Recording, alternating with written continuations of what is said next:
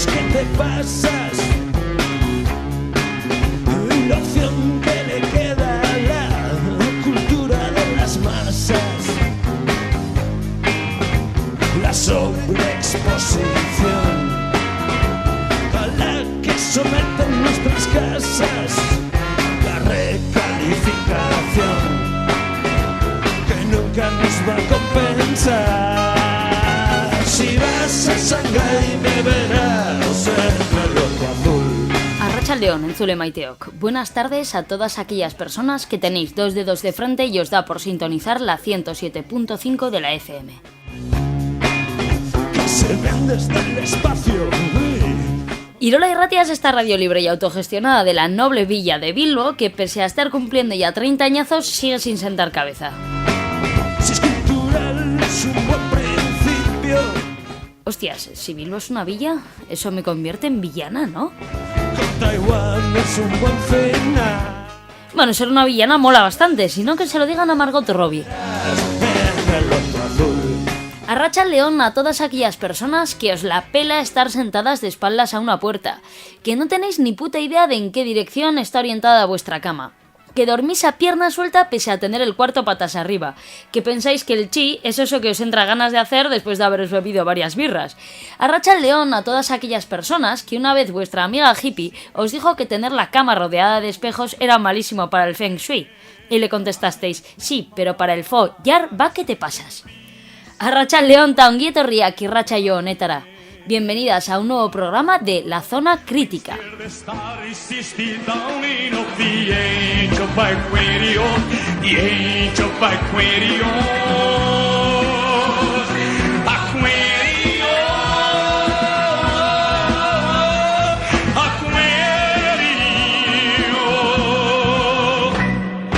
Armonía standing, simpatía no está pounding, no more for also the reason.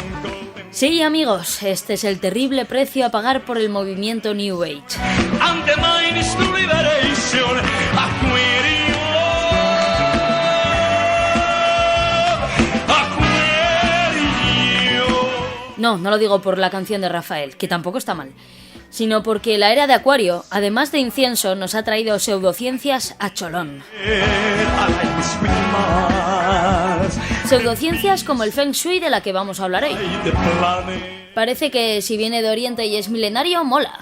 Que si nos habla de energías que solo unos pocos pueden sentir, mola. Que si encima lo podemos juntar con todo tipo de supercherías, mola. Y que si ya nos supone tener fe en algo, nos impone restricciones en nuestra vida y encima nos cobran por ello, mola aún más.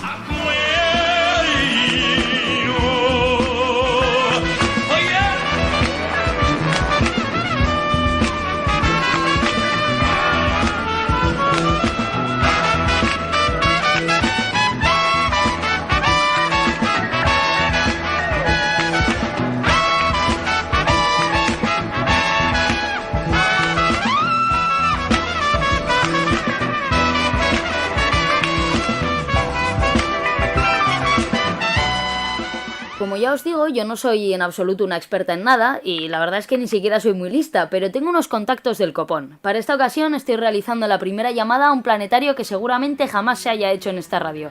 Y tenemos al otro lado del teléfono a Javier Armentia Fructuoso, que me encanta su segundo apellido, por eso lo he dicho. Es astrofísico, divulgador de la ciencia, es miembro del Consejo de Administración de la International Planetarium Society. Es autor del blog Por la boca muere el pez y dirige la colección Vallatimo de la Oetoli. Bienvenido a la Zona Crítica, Javier. Encantado de estar con vosotros. Y mi madre estará más encantada porque siempre reivindica mucho su apellido, que es el Fructuoso ese. Es un apellido guapísimo. Yo me tengo que conformar con un vulgar Hernández, por favor. Bueno, pero gente Hernández a mí me gusta. Siempre le puedes poner un Fernández al lado y sí, lo llenas muy bien. Eso es verdad, eso es verdad. Bueno, por lo tanto, esto de lo que venimos a hablar aquí, el Feng Shui, vendría a ser otro de los timos, ¿no? De esta colección, vaya timo. Sí, de hecho es un vallatimo pendiente desde el comienzo, cuando nos comprometimos desde la Sociedad para el Avance del Pensamiento Crítico con la editorial La Etoli de llevar adelante este proyecto de libros divulgativos sobre creencias más o menos alocadas o estúpidas que tenemos y que se popularizan.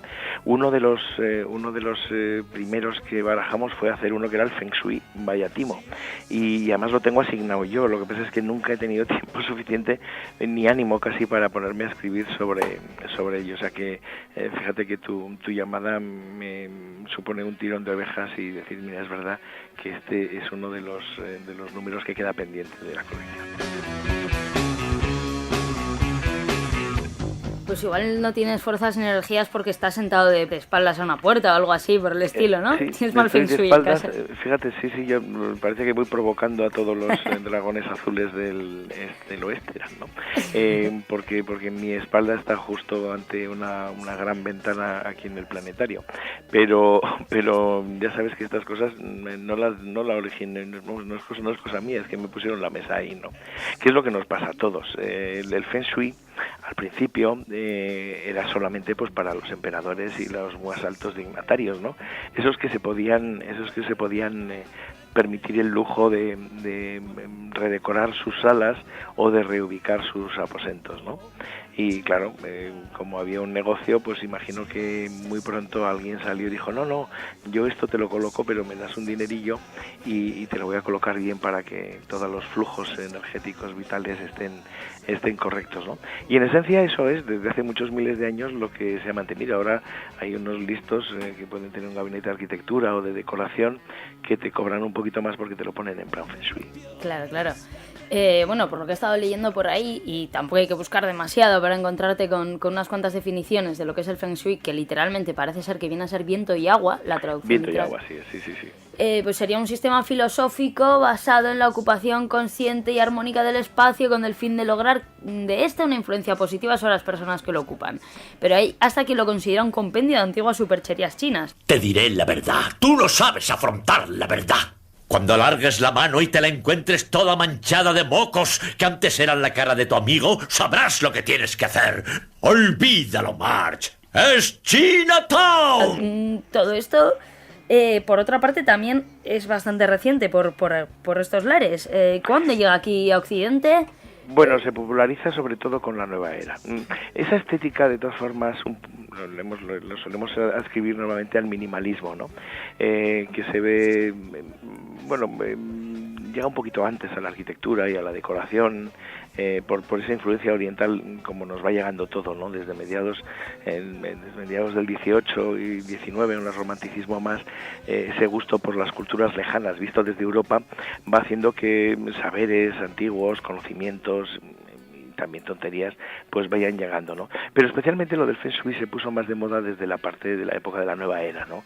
Ese boom post-hippie de los 80, con una búsqueda de lo espiritual y así, y entonces ese auge sí permitió que muchas cosas, ¿no? Desde la acupuntura al Reiki a otras cosas, y al Feng Shui pues también, ¿no? Y comparten mucho un carácter tradicional, tú lo has dicho, ¿no? Ese sistema filosófico de que el ser humano tiene que estar en armonía con el espacio que ocupa, ¿no? Con el universo. Y esto se consigue porque hay una especie de energía que es el chi o el qigong que nos permea y que va transfiriéndose de unas cosas a otras, ¿no? Entonces todo lo que hacemos nosotros, todo lo que somos o donde estamos, donde nos colocamos, cómo nos orientamos, en cierto modo tiene unas consecuencias, ¿no? Y tiene consecuencias en la forma de ser, en la forma de vivir. Fíjate que originalmente muchas de estas cosas tenían que ver con la geomancia, es decir, usar elementos del paisaje, elementos de la naturaleza para hacer adivinación, ¿no? Era una de las cosas que se quería saber, es cómo es el futuro de los reinos, de todas estas cosas, ¿no? Y de ahí viene pues todos esos sistemas de adivinación, pero también toda una especie de concepto de la salud, que es todo un equilibrio entre las fuerzas del bien y las fuerzas del mal, ¿no? El yin y el yang, y esa energía que fluye y cuyo restablecimiento pues se puede hacer tanto de forma interna, es decir, tomando algún producto, haciendo alguna cosa, un rito, como colocándonos en algún lugar donde esas cosas se queden así, ¿no? Y por eso siempre en las culturas orientales, pero principalmente en la cultura tradicional china, ha habido tal gusto por encontrar lugares o por crear lugares que imiten a la naturaleza, que imiten ciertas cosas, y cuya ordenación de ese espacio, la orientación con respecto a los puntos cardinales, que tienen también una significación mágica, pues se busca de una forma y otra, ¿no? Y realmente el Feng Shui, que no es solamente una disciplina, sino muchas, muy variadas y a menudo opuestas, es decir, lo que dicen unos y lo que dicen otros es exactamente lo contrario, pero da igual, porque lo importante es la dedicación a estas historias, ¿no? Y cuando lo analizas de forma racional, o bien decía de forma occidental, pues todas estas cosas se caen porque se basan en supuestos que no son simplemente ciertos.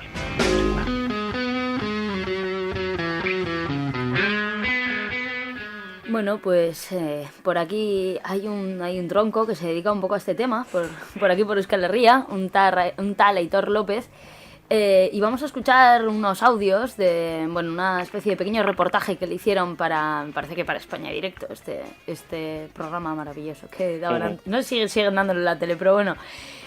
Bueno, este es un zahorí autodenominado geobiólogo, además. Geobiólogo dice, ¿no? Sí, bueno, yo qué sé, también lo dice en Obregón, tío, yo qué sé, aquí cada uno hace lo que quiere. Bueno, pues este zahorí, si afináis un poquito el oído, os daréis cuenta de que el tío se lo inventa todo sobre la marcha. Y no os dejéis engañar, como me pasó a mí por la intro de la presentadora cuando se refiere al péndulo de Aitor, porque se refiere literalmente al péndulo de Aitor. Estáis avisadas. Aitor y su péndulo mágico. Bueno, aquí el péndulo se me mueve a la derecha y me indica que es una zona apta para poner la cama, para dormir sin ningún problema. La varilla, este es el movimiento que te dice que hay una falla, ¿no? Efectivamente. Aquí hay una falla geológica, por ahí va otra, ¿no? Y entonces no es conveniente tener la cama encima de una falla. Bueno, pues aquí estábamos escuchando a Aitor López, nos comentaba, bueno, pues eso, que hay fallas que pueden liberar energía. Pero, o sea, ¿cómo pueden estas fallas liberar energía? O sea, es más, ¿qué es la energía? ¿Qué es la de verdad? La energía bollicao. Bueno, la energía de verdad, de eso los físicos sabemos un poquito, es la que pagas al mes, ¿no? Tú pagas por la energía eléctrica, pagas por el gas, pagas por el petróleo, pagas por la información, que es una forma de llevar la energía de forma organizada, pagas el teléfono. Esas son las energías que pagas, ¿no? Y luego si tú eres ingenuo y te crees que las energías son otras cosas, puedes pagar la consulta del geobiólogo, del Feng Shui, del radiestesia, puedes pagar al acupuntor y todo este tipo de cosas, ¿no? Que lo único que hacen es quitarte el dinero. Pero ya sabes que energía en un sentido extenso en este mundo quiere decir hasta buen rollo, ¿no? Una energía positiva, solemos decir, o energía negativa. Esto, cuando se habla de energía, se está haciendo una exageración y unas cosas así, pero por ejemplo, todo esto de los zahoríes, que hay una gran tradición, o sea, ahora ya no nos vamos al oriente, porque resulta que en Occidente también había cosas también relacionadas con estas cosas del paisaje y de cómo nos influye, ¿no? Y una vez que realmente a través de uno de los grandes misterios, podríamos decir, que tiene la humanidad siempre, cuando intenta hacer una casa en un mundo rural como ha sido el nuestro hasta hace nada, es saber dónde puedes cavar para tener un pozo, dónde vas a tener agua. El tener agua era fundamental. Claro, la gente que vivimos en las ciudades y que tener agua significa pagar el agua, que también es una forma de pagar energía, ¿no? Pagar el agua para que tengas, cuando abres el grifo que te sale, no nos damos cuenta de la importancia que ha tenido siempre buscar en un terreno aquel lugar donde podía estar el agua. Si tenías la suerte de vivir al lado de una fuente, de un surgiente, de un arroyo, pues podías tener ahí la fuente de agua. Pero ¿dónde cavar exactamente, no? El negocio salió tan antiguo como los primeros que hicieron pozos, ¿no? Que fue unos que tenían buen ojo para decirte, no, yo creo que es así, aquí. Y de ahí nacieron supersticiones, ¿no? Gente que, por ejemplo, le notaban pues, que habían tenido una lesión en el codo o en la rodilla y que cuando se acercan a sitios donde hay más humedad lo notan. Porque es cierto, la gente que tiene fracturas a veces nota los cambios de tiempo, y esto es cierto, ¿no? ¿Habría gente con especial sensibilidad para recoger un poco esos cambios, digamos, del tiempo porque hay un arroyo que está pasando por debajo de tus pies? La respuesta es no.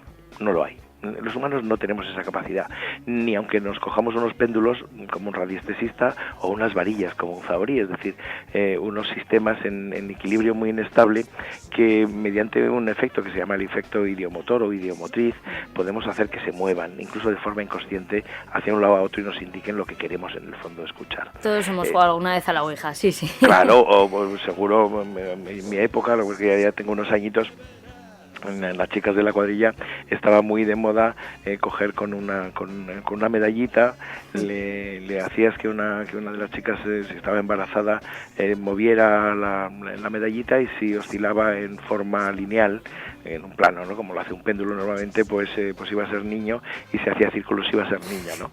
Y todo el mundo se reía mucho, porque por la mañana tenías un niño, por la tarde tenías una niña y tal, ¿no? Y acertabas el 50% de las veces, claro. Claro. Esto es lo mejor. Pero lo bueno es que cuando alguien se convencía de que eso funcionaba, y yo lo recuerdo en el caso de una muy buena amiga, se quedó convencida de que eso era cierto. Y entonces ella, cada vez que lo probaba, siempre le salía lo mismo. Que iba a ser niño, ¿no? Luego tuvo una niña, pero da igual, ella estaba convencida, porque ella estaba aplicando precisamente la autoconvicción. Muchos de los zahoríes que yo he ido conociendo están completamente convencidos de que ellos tienen realmente un poder, que son más sensibles, y que esas varillas les ayudan a encontrar el agua. Lo que pasa es que normalmente son gente que conoce bien los terrenos y saben hacia dónde van a encontrar el agua. Sin embargo, hay algunos casos aquí famosos. Yo recuerdo pues un amigo que en una zona de estas de adosados, él para hacer el pozo llamó a un servicio de estos de geólogos de prospección, y le pusieron ahí y le dijeron: mira, el agua está aquí, y sacaron. El de al lado llamó a un Zahorí, ¿no? Y acabaron los dos teniendo un pozo con agua. Lo que pasa es que el que había llamado al Zahorí lo tenía unos 50 metros más profundo que el otro, con lo cual la bomba era mucho más cara, y etcétera, ¿no? Eso es lo que pasa, ¿no? Realmente todas estas habilidades no existen en el fondo. James Randi lo demostró en una ocasión con los Zahoríes, concretamente. ¿Perdón? James Randi lo demostró. Bueno, lo demostró. Quiero decir, el gran problema, como siempre, no es buscar un campo de pruebas que sea realmente sencillo para poder hacer una prueba de doble ciego, de esas de decir, vamos, yo no sé cómo es, porque uno siempre puede tener pistas. Por ejemplo, una persona que se dedique a estas cosas, mirando la vegetación, mirando la conformación de las laderas y tal, tiene una información. Lo que hizo James Randi en un campo, creo que fue en Italia.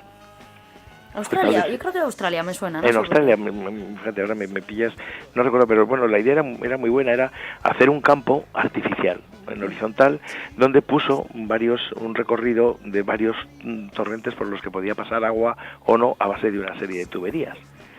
Aseguró primero que con los radiestesistas y zahoríes que iban a participar en la prueba, ellos dijeron que eran capaces de pasarla. O sea, esto era una cosa muy importante.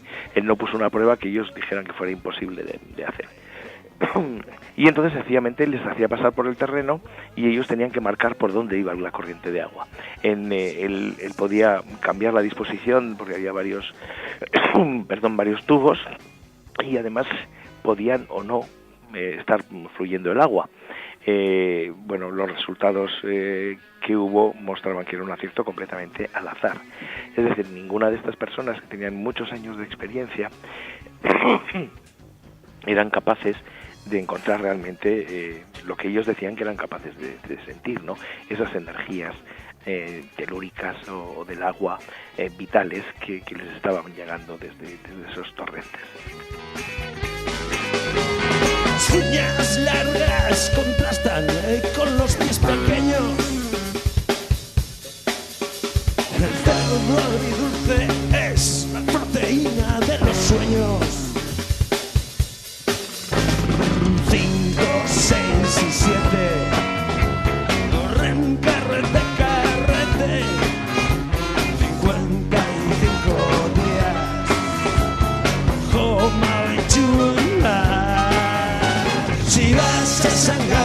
Vamos a escuchar un audio de Aitor López en el que anda también otra vez con el péndulo. Por cierto, una vez me compré un péndulo para un cortometraje y aquello no funcionaba de ningún modo y me dejé 15 euros en el maldito péndulo. Pero bueno, parece que a Aitor López el péndulo le gira muy bien hacia la derecha o hacia la izquierda, y esto significa cosas distintas. Vamos a Vamos a ver qué significan estos movimientos del péndulo. En esta zona, Soraya, el péndulo gira a la izquierda. Aitor nos ha dicho previamente que es una zona con mayor debilitamiento. Yo no sé si tú notas que te cansas más cuando estás ahí en la barra. Hombre, que me canse más no, porque al final estás moviéndote, pero sí que se nota que quizás la gente se quede menos en esta zona. Y fíjate aquí, el péndulo se empieza a mover a la derecha. También nos ha dicho Aitor que aquí la energía es más apta. ¿Lo notáis aquí en esta zona de la barra? Sí, la verdad es que cuando hay gente y hay marcha, aquí es donde se concentra la gente.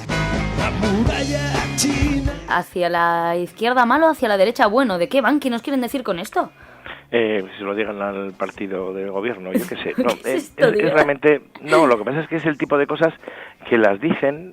vamos, esto es como... A mí cuando una persona me hace una afirmación de estas, me quedaría mirándole y diría... ¿Y esto por qué? ¿Por qué Es decir, ¿quién? ¿Por qué? Porque tú lo vales, como los anuncios de aquella marca de belleza, ¿no? Es decir, ¿en base a qué? ¿Qué experimentación ha habido detrás? Dice, no, esto es una tradición milenaria. No, es que, fíjate, algunos te dicen, no, es que yo pertenezco a la Asociación de Estudios Geobiológicos, ¿no? Que tenemos un nombre y además de vez en cuando nos sacan en los medios de comunicación porque encima hay gente que les pregunta a estos como si fueran expertos en algo. Por ejemplo, los geobiólogos se han puesto muy de moda en los últimos tiempos como supuestos asesores de los temas de antenas de telefonía móvil y tal, ¿no? Porque como ellos son muy expertos en la detección de radiaciones sutiles, pues afirman que no solamente las casas pueden ser sanas o poco sanas, sino que las radiaciones nos pueden afectar de una forma u otra, ¿no?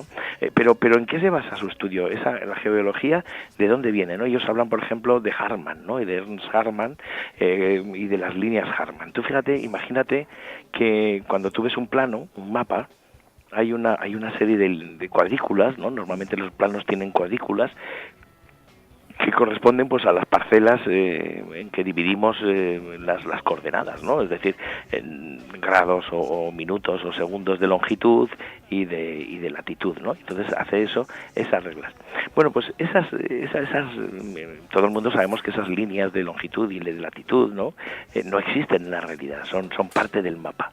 Pero tú imagínate que hubiera una persona que se crea que esas líneas, que no son exactamente las del mapa, sino que además se pueden cambiar por la presencia de un río por debajo o de una línea de corriente que puede pasar cerca, se van distorsionando y se van formando. Y que son unas líneas además que no solamente están pegadas al suelo, sino que están en el interior y pueden salir unos metros para arriba, como barriendo, ¿no? Y que lo que llevan es una energía muy sutil que nunca vas a poder medir tú, salvo que seas Zaori, ¿no? Claro, tú dices, oye, perdona, te estoy concediendo un poco demasiado. Primero, ¿quién es este señor Harman, ¿no? Tan importante.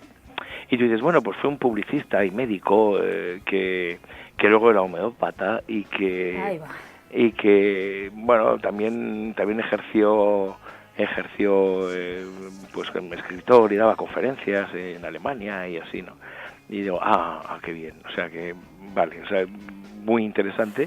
Y hizo el descubrimiento de su vida que ningún geólogo en la historia de la geología ha descubierto, ¿no? En los años 40 se dio cuenta de que esas líneas existen y que él podía medirlas y que eso afectaba, por ejemplo, pues por ejemplo, que si una persona está justo en el cruce en un nodo Harman, en un cruce de dos de esas líneas y tiene puesta justo la almohada de su cama, pues le va a tener un tumor cerebral, ¿no? ¿En base a qué has hecho este estudio epidemiológico? No, para nada. No existe, cero patatero. No hay nada, hay una base esotérica de un discurso que está por ahí y no tiene nada. Y este es el mayor aporte científico de todos los geobiólogos del mundo. Carrete, 55 días. Entonces, cuando se presentan como una asociación, no, yo soy geobiólogo y tal, es decir, bueno, yo soy un mamarracho, porque no tengo ninguna base ni teórica ni nada. Se dan cursillos donde se inventan los términos y donde se inventan las cosas. No pueden medir nunca ni demostrar que existen ni las energías ni nada. Estamos en lo mismo que estábamos en lo que te contaba al principio del Feng Shui, en una serie de cosas que si te crees, si tienes esa creencia, si tienes esa tradicional creencia en las energías, en el yin y el yang y tal, pues te puedes creer esto, te puedes creer la geobiología y te puedes creer lo que sea, pero no me lo vendas, es decir, no me digas que esto es cierto y sobre todo no empieces a liarla, porque cuando empiezan a decir que estas cosas producen males pueden causar una cierta alarma. Hay gente que se queda asustada porque dice de repente pues que está mal o que tiene dolores de cabeza, que el médico y tal, y de repente escucha España Directo o ve un periódico donde salen estas cosas y dicen, claro, es por esto, es por la geobiología que me está afectando negativamente. Pues no, esa nunca es la causa. La revolución, si es cultural, es un buen principio de reconciliación. Bueno, en cualquier caso, si estas energías, si estas líneas Hartmann realmente produjesen energía y esta energía se pudiese medir, transformar en calor, yo estoy segura de que Iberdrola la habría privatizado ya, hace tiempo, sí, conociéndolos. Esto es lo que pasa siempre con estas energías sutiles, es decir, si esto funcionara realmente, yo siempre lo he dicho, lo decía hace unos cuantos años, decía, si la telepatía funcionara, habríamos pasado por una época en la que había la compañía telepática nacional, claro, que sería un monopolio y que posteriormente el Partido Popular lo habría vendido a algún amigo, ¿no? Es decir, porque esto ha sido así, o sea, la electricidad eran monopolios y lo han vendido, la telefonía, la telepatía no, nunca han hecho la compañía telepática nacional, ni la compañía de Henry Hartmann, o sea, de vigilancia geobiológica. ¿Por qué? Porque hasta los estados que les gusta sacar dinero de la tontería de la gente, como pasa con las loterías, hasta ellos se dan cuenta de que algunas cosas pues no les van a funcionar. Solo funcionan en esa pequeña escala de ese mundo de lo alternativo. Antes se decía lo esotérico, ¿no? O lo New Age, pero ahora lo hemos metido todo en una cosa que suele caracterizar un poco injustamente en lo ecologuay, ¿no? O lo natural. A mí me fastidia porque yo me considero ecologista y me considero un amante de las cosas naturales, ¿no? Pero no, eso no implica necesariamente tener que comerte toda esa mística asociada, un poco extraña, que tienen todas estas cosas, ¿no? Y fíjate que ese es un coladero por el cual mucha gente normalmente pues crítica con el mundo en el que vivimos y solidaria con el cambio de este mundo, pues cae y pasa mucho. Al final parece como que la geobiología o el Feng Shui fueran disciplinas serias, pero que la de los malos nos lo quieren ocultar, ¿no? ¿Qué me vas a contar a mí? Me siento muy identificada con esto que acabas de comentar. Bueno, volviendo un poco al tema del Feng Shui, que nos hemos ido un poco, porque al final al llegar a Europa o al llegar a Occidente se ha ido todo mezclando, pero bueno, lo que decíamos, o sea, parece que esta filosofía que originalmente era bastante distinta, o era distinta, ha mutado bastante, en cierto modo, ¿no? Con la excusa del Feng Shui, como decíamos, hay zahoríes dando vueltas por las casas con un palito, gente que se autodenomina geobióloga dando vueltas por las campas con otro palito. Todo el mundo se va subiendo al rickshaw del Feng Shui porque da pasta, ¿o cómo va esto? ¿Cómo es este tema? Bueno, ha virado dólar, ¿no? Este es uno de los grandes motores de la cosilla. Pero, bueno, además hay una cosa, y es que este tipo de prácticas recetarios es como lo de los tutoriales en YouTube, ¿no? Que ahora de repente cualquiera es un experto en todo, ¿no? Y en cierto modo el concepto del tutorial nos puede servir, ¿no? ¿Cuánto te cuesta? Es decir, qué tiempo de preparación tienes en aprender a echar las cartas? O en aprender a hacer Feng Shui, ¿no? A analizar un poco, muy poquito. No es hacer una carrera, una doble titulación de estas para acabar en el paro ni cosas de estas, ¿no? No, te lees algún librillo, te vas a un curso, de estos hay cursillos de este tipo de cosas. En la tienda esotérico naturista de al lado de tu casa pueden organizar además jornadas y viene un Aitor López de estos que saben de esto muchísimo y te lo va a explicar, o te hace cursillos, yo qué sé. No es nada difícil y además tampoco hace falta nada. Para colmo tiene tiene esas componentes llamativas, y esto es una cosa también común a muchos de este tipo de creencias y tal, y es que nos une, nos entronca con una tradición muy respetable, lejana, ¿no? En este caso lo chino, ¿no? Pues fíjate, el Wuxing, ¿no? Los 5 elementos chinos, el agua, la madera, el fuego, la tierra y el metal, ¿no? Nosotros siempre vivimos en un mundo en el que hablábamos de los 4 elementos, ¿no? Tierra, agua, aire y fuego, ¿no? Que conformaron un poco la geovisión de los jónicos, de los griegos, ¿no? Y de ahí nos vinieron un poco esa idea, ¿no? En China, sin embargo, la teoría usaba ya 5 elementos, ¿no? Todo esto estaba relacionado también con sistemas adivinatorios como el libro de los cambios, el I Ching y tal. La verdad es que es una cosa apasionante, es un mundo terriblemente apasionante que tiene muchas cosas bonitas, poéticas, ¿no? Pensar eso, ¿no? En cómo el fuego y el agua, que son contrapuestos, pueden, sin embargo, luchar juntos contra el otro elemento, ¿no? Contra la tierra, o cómo el elemento del fuego y el elemento de la madera se ve atacada por el fuego, o el metal no se ve atacado por el fuego, y sin embargo el metal y la madera nunca podrán ser aliados, ¿no? Y ese tipo de cosas, ¿no? Y entonces de ahí te puede salir pues una teoría de cómo hacer que el sol entre en la casa, que es la energía del fuego, o el aire a través de una ventana, el agua cómo se lleva las cosas o cómo paran las energías. Todos estos flujos van saliendo y a ti te lo están contando y dices, joder, pues es que bien suena, ¿no? Qué bonito suena, qué bien, ¿no? Y además todo esto viene de hace 14 siglos, de cuando un gurú de por allí pues dijo tal cosa. Y vale, y luego haces una serie de prácticas y muchas de ellas tienen un resultado que es que tú te autoconvences. Porque pensemos en esto, que hay una validación subjetiva, tendríamos que ir a la parte psicológica de todo esto. Cuando una persona está practicando echar cartas o la radiestesia o cualquier cosa de estas, él mismo se autovalida, porque va viendo que hace una cosita y dice, pues es verdad, pues me sale, pues fíjate si cambio esto. Y entonces con el Feng Shui lo que pasa es que además lo pongas de una forma u otra te queda igual, porque todos sabemos que en la decoración todo es una cuestión de gusto, ¿no? El Feng Shui al final, fíjate, tú ves un libro de los de Feng Shui y te encuentras con una especie de recetario de decoración un poco minimalista, con cosas de buen gusto, ¿no? Yo qué sé, a la entrada de la casa pues no pongas un espejo, y todo el mundo hemos visto esos recibidores horribles que entras y tienes un espejo que dices, Dios mío, qué casa, pero esto no es Feng Shui, es que esto es de mal gusto. Eso es una horterada, joder. Es una horterada, exacto. O sea que fíjate, tiene algunas cosas que parecen como de buen gusto, tienen ese toque oriental. Nos ha parecido siempre a los europeos, nos ha parecido siempre como muy chic tener cositas orientales en casa. A la que someten nuestras casas, la recalificación. Claro. Pues yo creo que esa es la razón por la cual haya ese auge.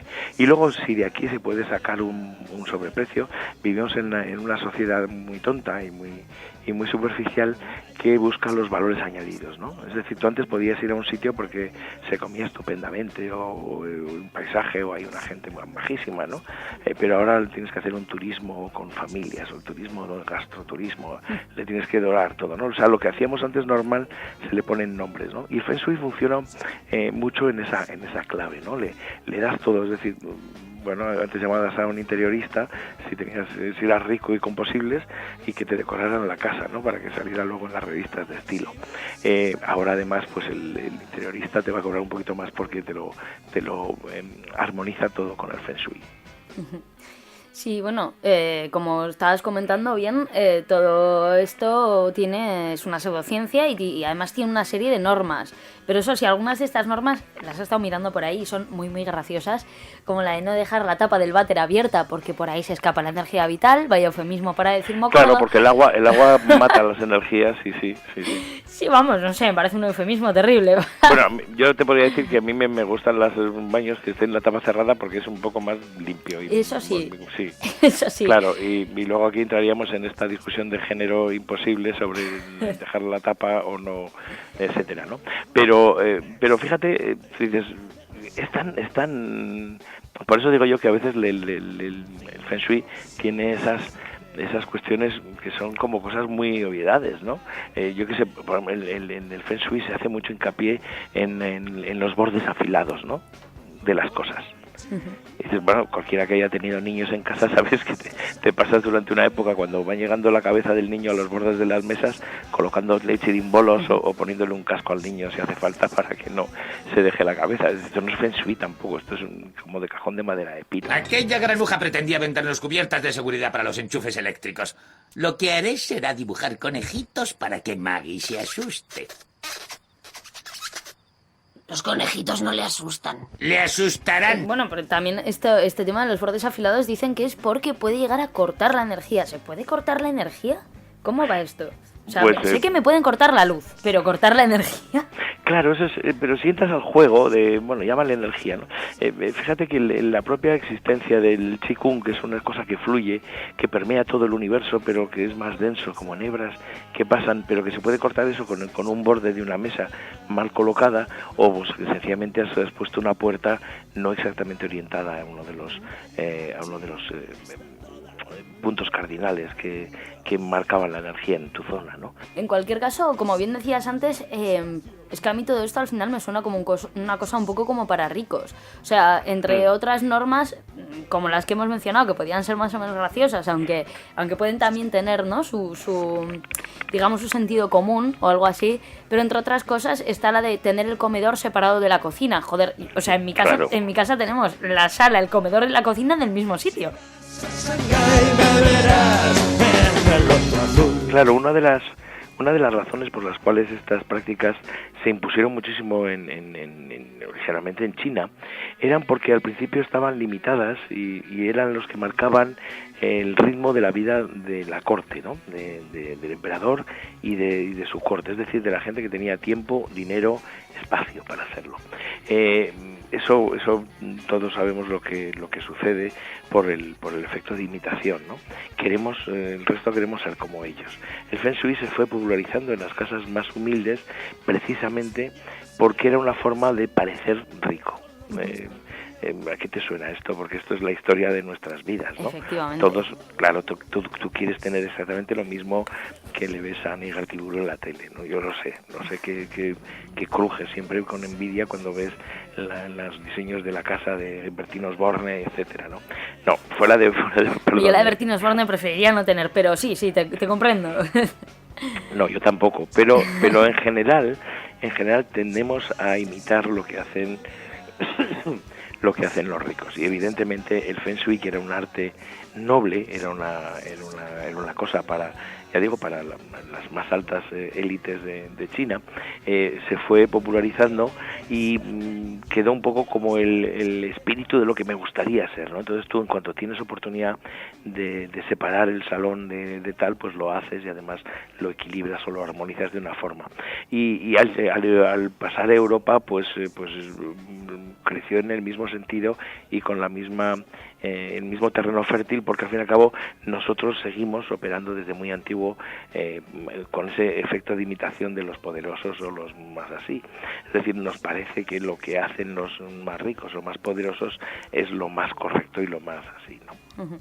Sí, bueno, un buen ejemplo de ello era lo que nos decía José Miguel Mulet en el programa piloto de la Zona Crítica, que nos comentaba que en los barrios más ricos de Los Ángeles los índices de vacunación eran muy inferiores a los de Sudán del Sur, y que por ese mismo efecto de imitación la gente cada vez vacuna menos a sus hijos. Queremos parecernos a los ricos hasta en lo malo. Exactamente, pero vamos, o especialmente en lo malo, porque muchas de estas cosas no cuestan tanto. Es decir, tú dices, ay, no, pero me he pasado por el hiperchino y me he comprado aquí un par de budas, ¿no? Y dices, vale, o sea, es decir, ¿por qué? ¿Son estéticos, son bonitos? Bueno, pues vale, pues ponlo porque te ha gustado o porque lo has visto en un mercadillo, yo qué sé.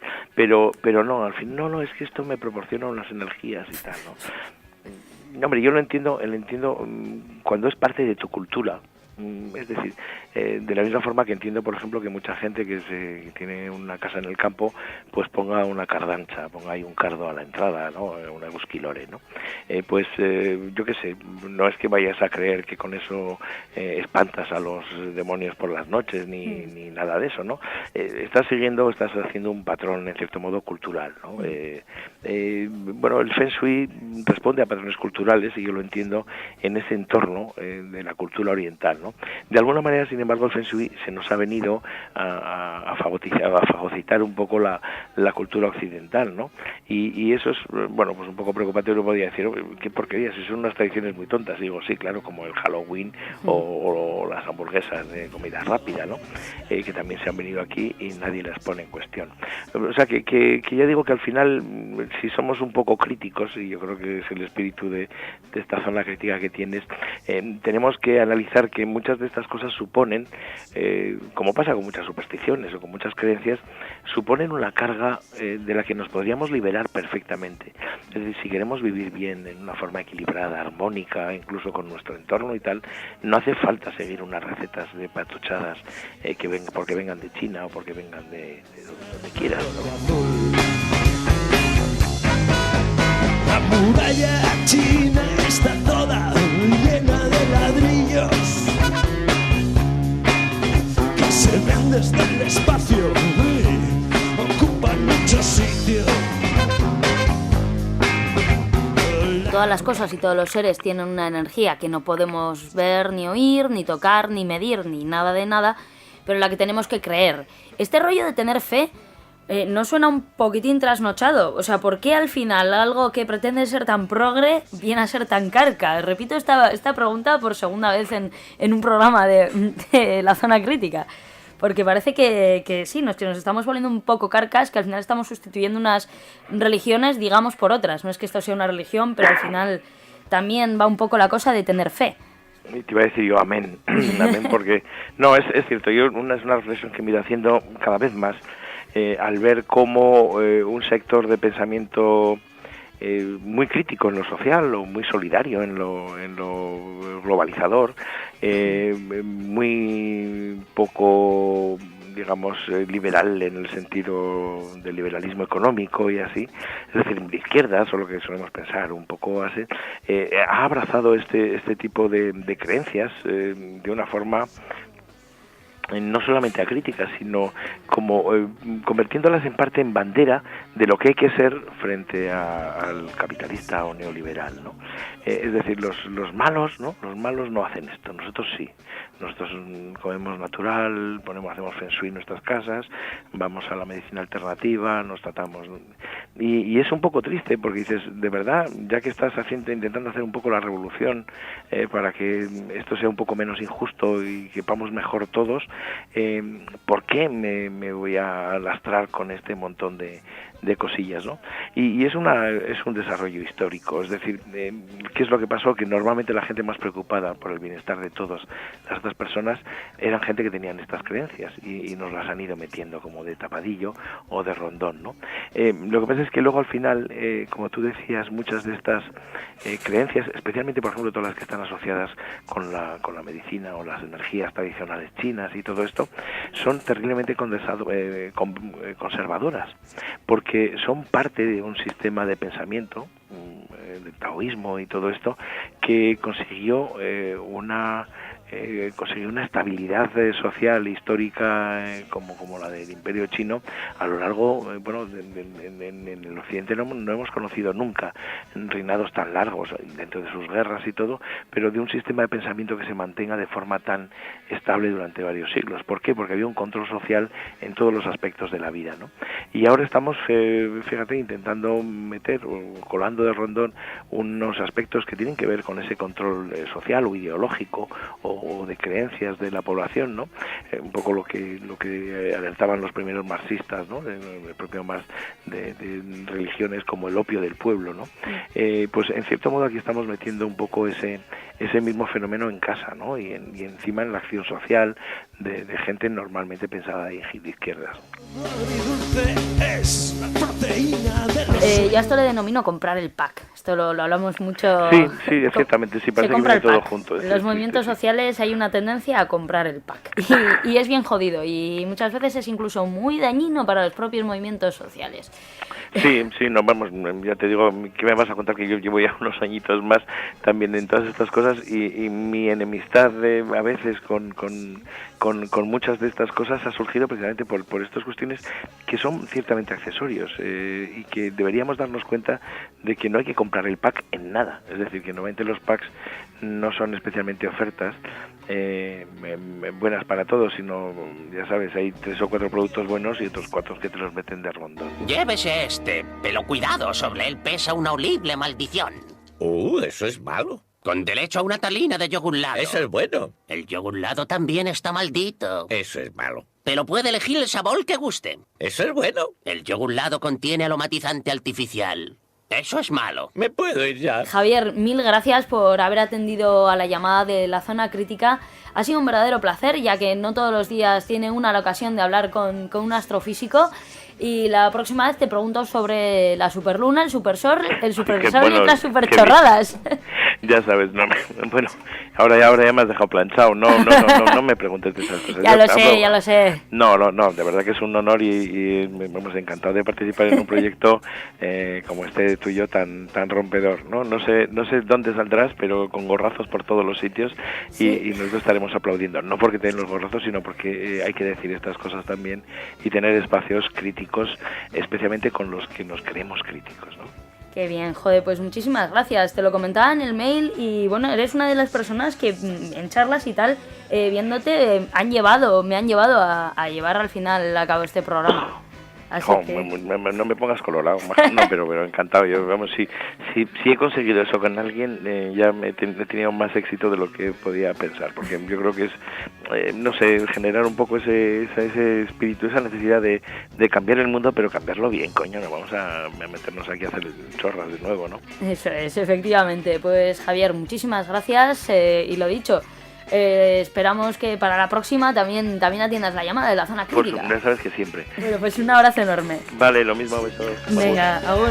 Contrastan con los pies pequeños.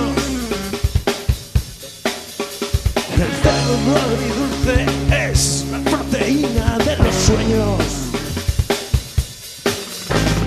5, 6 y 7 corren carrete.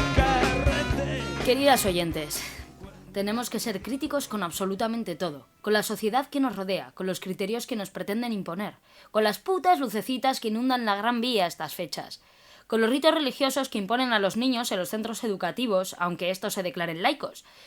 Tenemos que ser críticos con el consumismo, con las relaciones de poder, con el sexismo, con el capitalismo. Joder, si somos críticos con este puto sistema que queremos destruir, ¿por qué no lo somos con estos credos que son subyugantes, que coartan nuestra libertad exactamente igual que como lo puede hacer la Iglesia Católica? ¿Qué diferencia hay entre poner un Buda y poner una estampita de San Antonio? ¿Qué diferencia hay entre encender incienso en una iglesia para ahuyentar al demonio y encender un palo santo en un ateneo para espantar a los malos espíritus? Si estas putas energías se pudiesen medir, se podrían transformar en calor, y lamentablemente no se puede, porque no existen. Así que mucha gente va a pasar frío este invierno. No compremos el pack, apliquemos el pensamiento crítico a todas y cada una de las facetas de nuestra vida, especialmente si tienen tufillo e incienso. Y nada, peña, yo me piro a mi cama rodeada de espejos y voy a dormir sin más preocupaciones que las que tengo normalmente. Nada más allá de la realidad me preocupa y sé que dormiré bien, porque camino de la cama es el mejor camino.